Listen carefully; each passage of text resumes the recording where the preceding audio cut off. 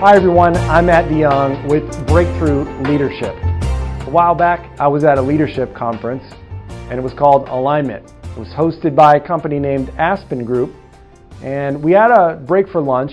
I was eating at my table talking with some other people when a man named Ed Bahler sat down next to me.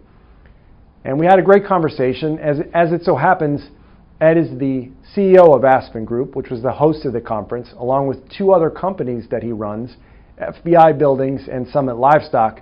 That discussion at lunchtime was really the inspiration for the interview you're about to hear. I like to call this interview Why You Can't Lead Without Love. Ed has an integrated mindset, in my opinion. He really sees his faith and his leadership and the way he runs his businesses all as ministry. It's not separated. And Ed actually issues a great challenge in this interview. He said, if you don't really love, you'll never be able to really lead. You'll never be able to bring out the best in people. You'll hear Ed talk about the transformation he's gone through as a leader, as a dad, and as a Christian. Some of those transformational lessons were born out of or a result of life-threatening trials like being diagnosed with cancer, dealing with failure, and even a heart-wrenching conversation with his daughter. By the end of this video, I hope that you'll learn three things that you must do in order to love. Number one, you must integrate your faith into your leadership. And you must have, secondly, a passion for your mission. And thirdly, you must meet others where they are right now in order to lead them. So listen in to this behind-the-scenes interview called Why You Can't Lead Without Love with Ed Bahler. Let's listen in right now. When you and I talked, this was back late last year, which at this point is 2016, I believe it was in October. Your alignment conference, Aspen puts on a conference for pastors essentially, and we talked there. One of the things that struck me, Ed, was that you have a specific vision about how business can be a vehicle for God's purpose, which is one of the main reasons we're here today. And you mentioned something about your father, I believe, that he had a very specific vision for his own business. Is that right? Yeah, Dad was a lay pastor. So I grew up in a pastor's home, and in the world I grew up in, everything was ministry. There wasn't this division between church and work or ministry and work.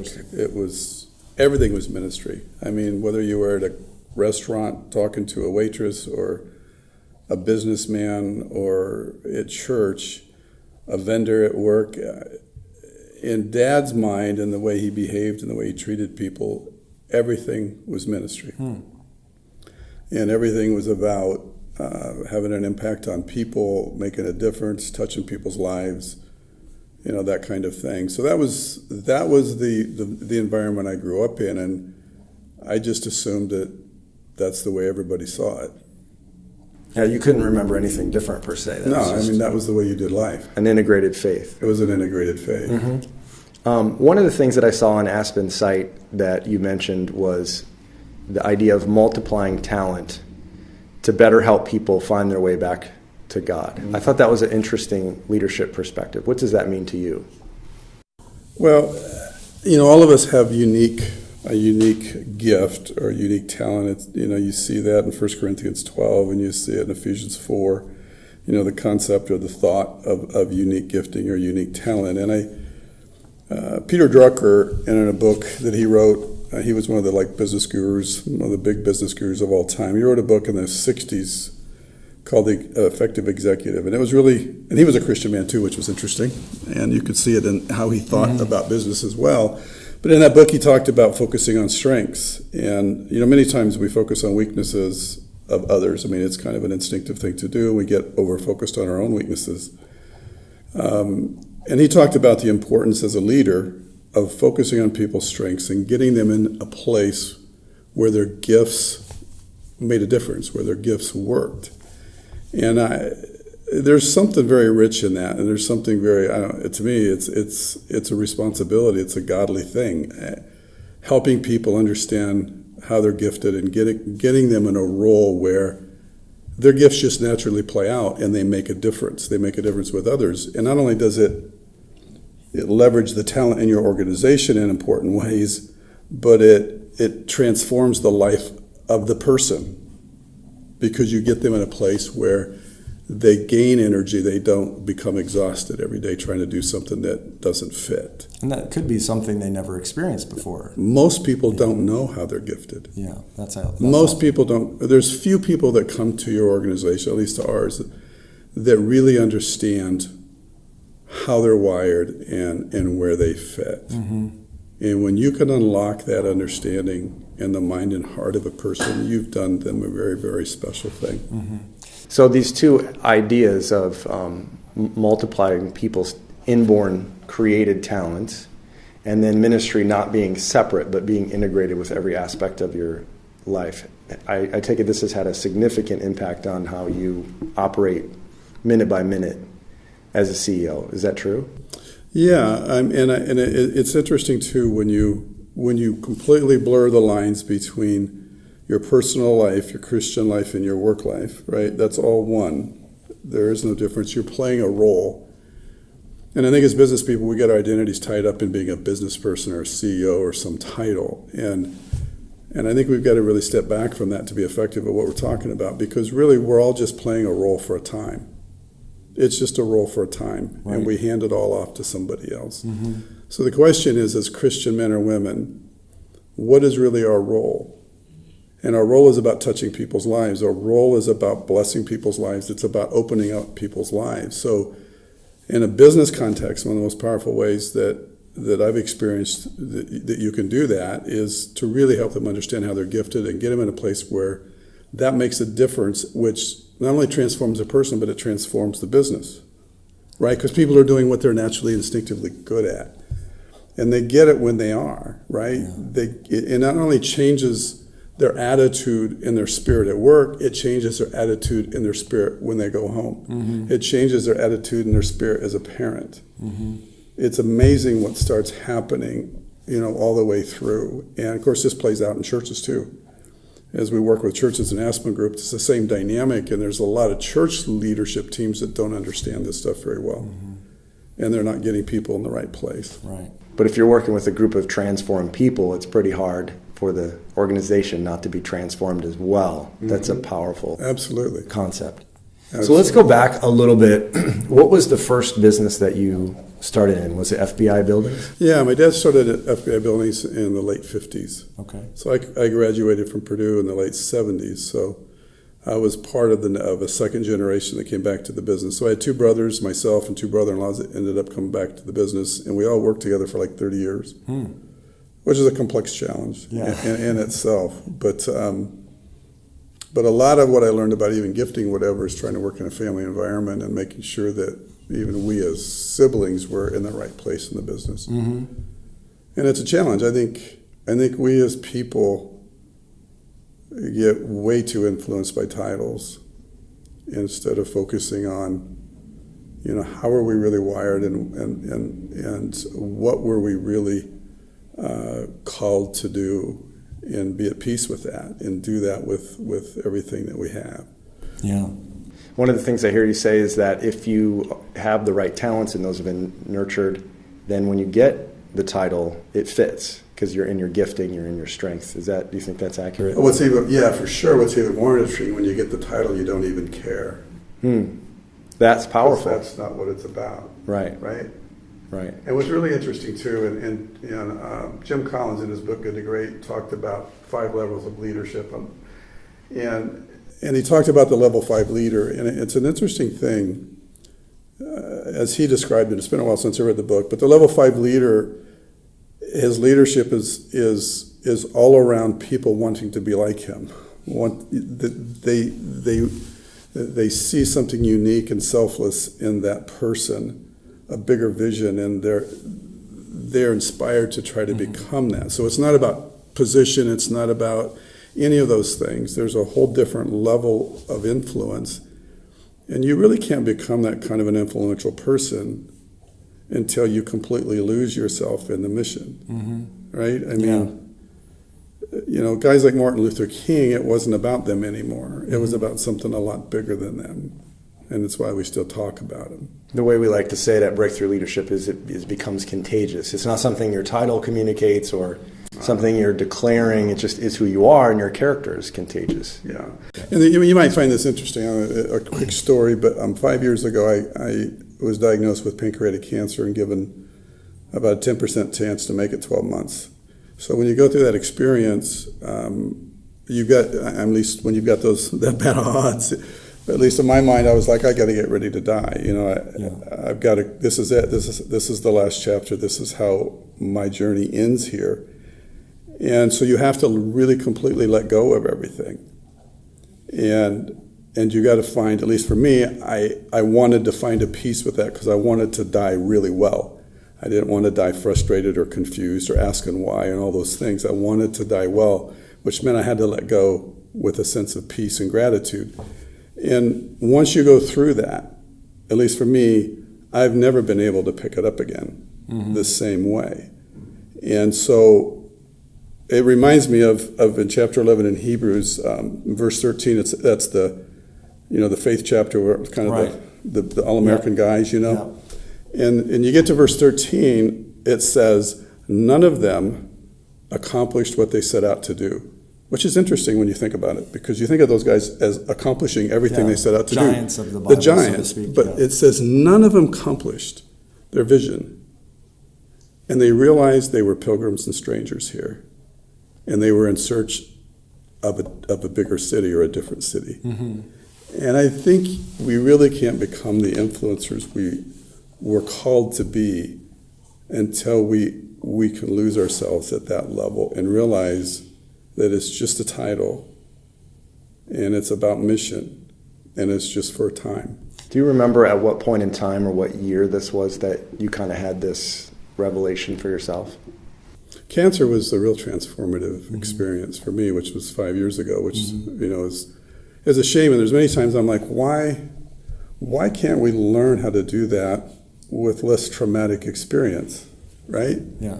It takes something traumatic in your life to come to grips with the fact that it's just not about you. It's really not about you. It's about something bigger, and your identity can't be in the middle of it. But I think for all of us as people, men or women, it doesn't matter.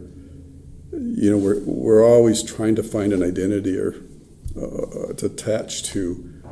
And it's that very thing that I think really gets in the way of our ability to have an impact.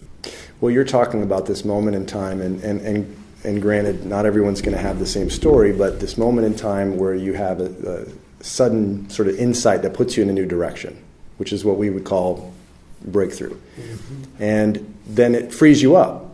This is what you're talking about, right? It frees you up to really, really serve at a whole new level because you don't have anything on the line. Is that a good assessment of what you're saying? It's not about you. It's not about winning or losing personally anymore. I mean, it's just not. And I don't want to suggest I've completely accomplished that because I think it's a continuous battle. And I'm sure with those guys back in Hebrews, it was a battle too. But I think ideally where God wants us is to this place where, we're just passing through here. This is not home. Mm-hmm. And net worth isn't what it's about, and reputation isn't what it's about. It's about making a difference, and it's about serving people and leaving it a better place than you found it. Yeah. And there's something very, very rich. In fact, when I talk about it, I almost get emotional. It's hard to talk about it and not feeling something welling up inside of you because, I don't know, there's a richness to it that kind of overwhelms your emotions. Yeah, we're not talking about an aha moment that you had, but rather an insight that got just installed and integrated, and you can't leave it. And if you forget it, it comes back and reminds you, doesn't it? Yeah, it's always there. It was interesting too. I think when you get to that point, there's such a peace there that I find myself wanting to go back, as odd as it sounds, And I remember when I was told that I wasn't going to die. There was a side of that was almost disappointing because the place I'd found was such a rich place. Right. That might be hard for some people to understand if they've never been through it. Some people who have been through or listening to this, they've been through a circumstance like they go, I get it.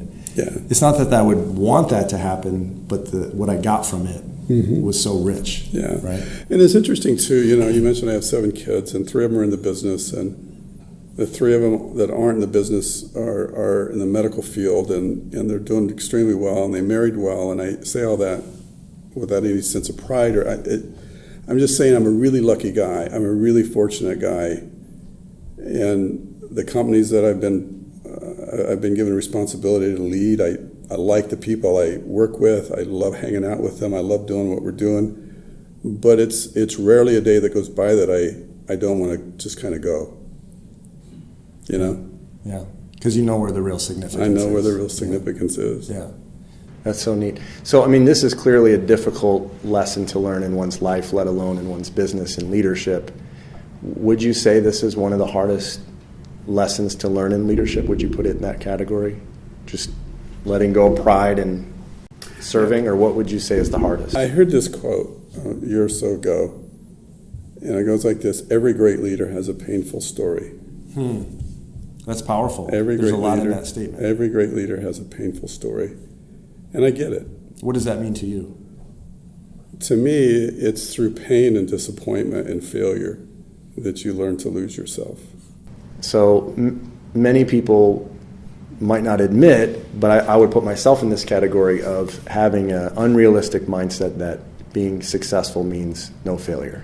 Mm-hmm. But you're arguing it's exactly the opposite.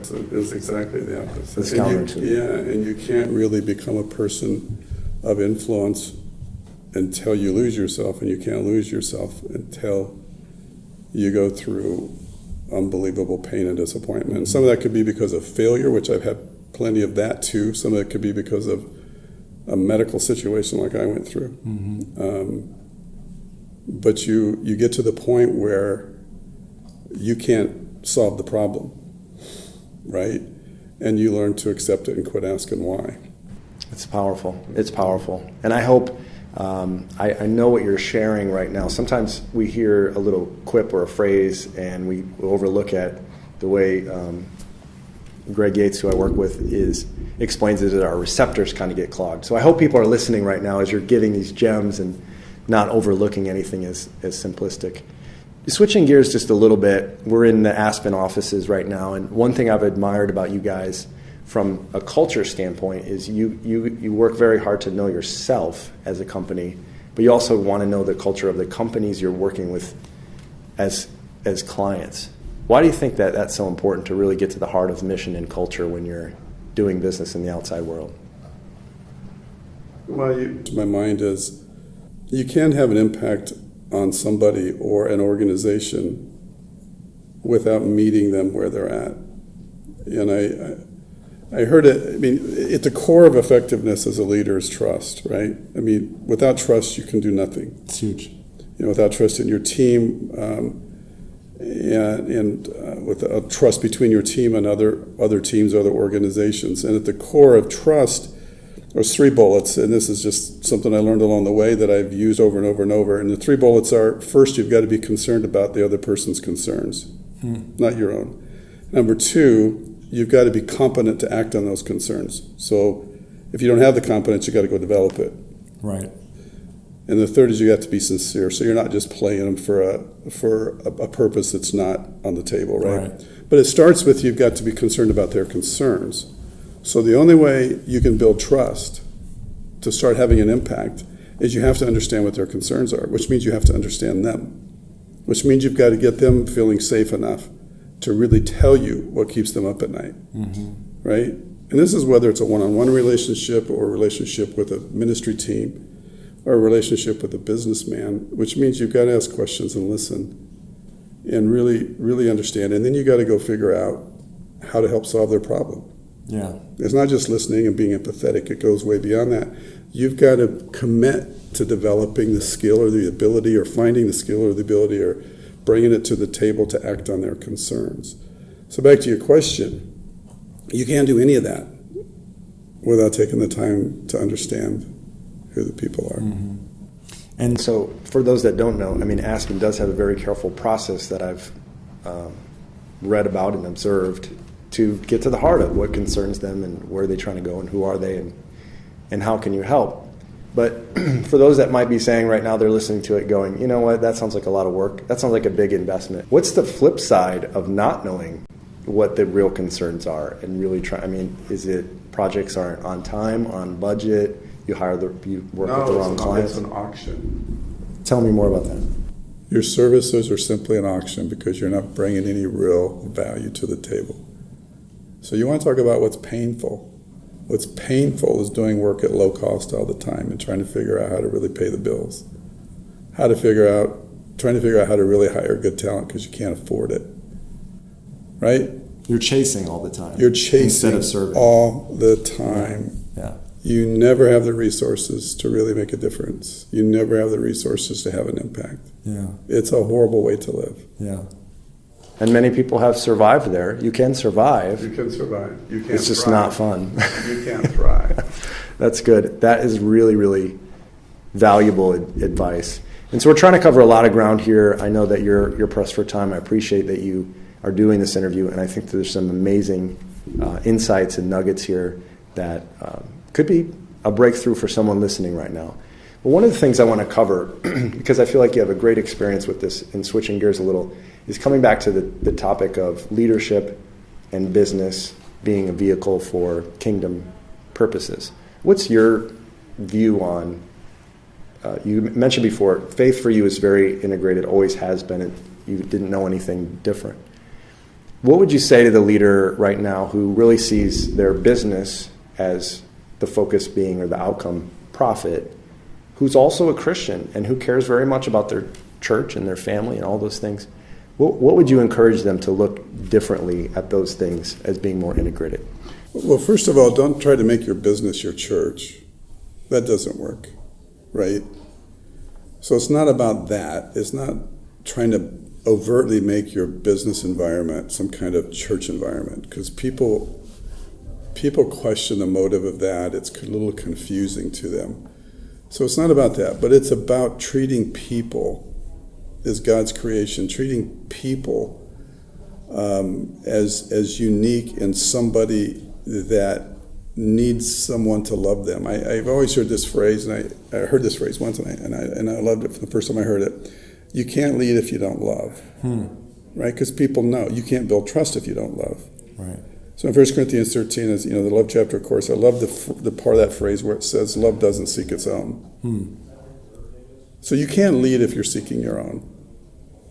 You can't lead as a parent with your kids if you're seeking your own. You can't lead with others if you're seeking your own. So to me, at the core of your question is simply this. Your business is no different than any other aspect of your life. I mean, we're called to love. We're called to make a difference. We're called to build people up. Profit is nothing more than a result of great leadership. Profit's not the objective. Profit is just a measure if you're doing it well. So doing it well starts with really caring about people and caring about your customer enough to listen and understand what his needs are. Caring enough to listen to your employees and understanding what their needs are and responding to those things. Caring enough to understand the needs of your children, what keeps them up at night, and becoming competent at responding to those things. And when you do, unbelievable things happen. Do you have time for a quick story? I think it would be great if you shared a quick story. So my wife, after having 6 of our own kids, my wife had this passion to adopt. And it took me 5 years to get there. It just seemed like it was a ridiculous request almost. And I battled with it, but I finally got there. And so we adopted. Because of our age, we couldn't adopt a baby. So we ended up, because there's an age delta between you and the age of the child in most countries. So we had to adopt this 12-year-old girl from China who didn't speak English. So just imagine a 12-year-old girl who'd been abandoned on the street at 3 and shipped in and out of foster homes. And you have no idea what kind of psychological damage she has. And we flew to China. We picked up this girl that couldn't speak English and brought her home. And she wouldn't hardly talk to me for 2 years.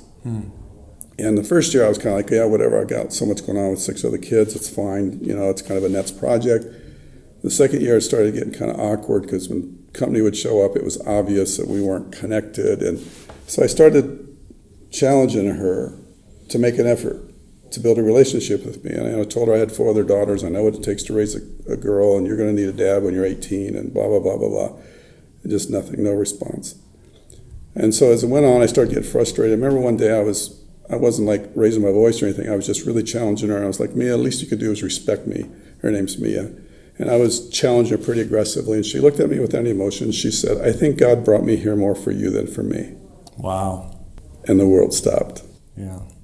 And I knew, this was a Y in the road in my relationship with this girl forever. How I responded to that challenge. And the sobering part was she was spot on. She knew I wasn't concerned about her concerns. I was concerned about my concerns. She was tracking the whole thing. She just cut to the core. She cut to the core. It wasn't snarky. She just said, hey, dude, here's what I see. When you want to get past yourself, you let me know. Wow. You let me know. And so what were you able to do with that? So I knew this was the defining moment in my relationship, the rest of our lives together. And I knew she was right. I knew I was wrong. I knew I wasn't concerned about her concerns. I was concerned about mine and my own feelings. And so I stopped and I said, Mia, you're right. You're right. This is about me. This is about me. And I said, I'm really sorry. And I said, I tell you what. I said, I'm going to commit here that I'm going to love you unconditionally. And I'm going to keep doing that no matter what. And if and when you decide you want to be connected, I would welcome that. And it took about 6 months before anything came back. And I just tried to be kind and unconditional and love her. And it slowly started changing.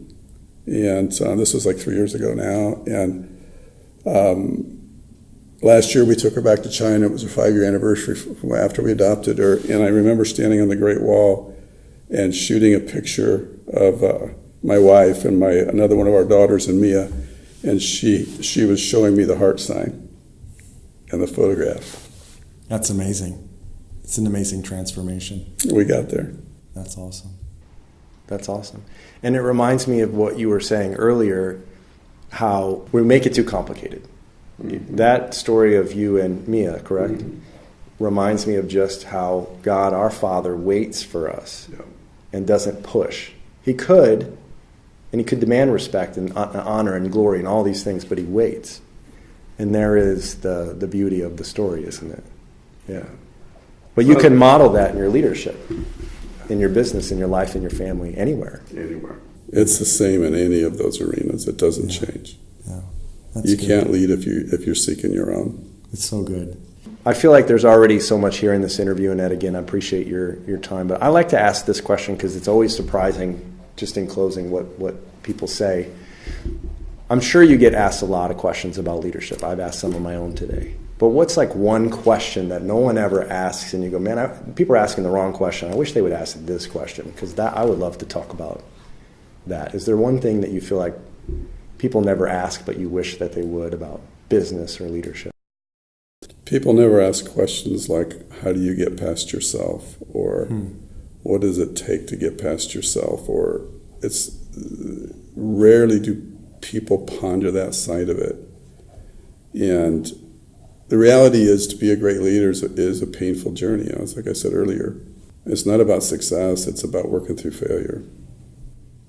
That's what you're signing up for. That's what the journey looks like. That's what you're signing up for. And the question is that what you want? That's great. And everybody gets it, right? Everybody that's watching, they know exactly where you're at on that journey, and you think you're kidding them. And they know, Mia knew exactly where I was at. Your people, everybody. Mia knew exactly where I was at. And she finally had the courage to say it. To say it. Yeah. That is such a great story. I think we got a lot of great insight from you, and I appreciate you passing on your wisdom. And any closing thoughts? No, I mean, you can't lead if you don't love. That's awesome. I love it. Well, thank you, Ed, and thanks for being generous with your time. We've all learned so much. It's been a pleasure talking with you today. It's been a privilege. Thank you.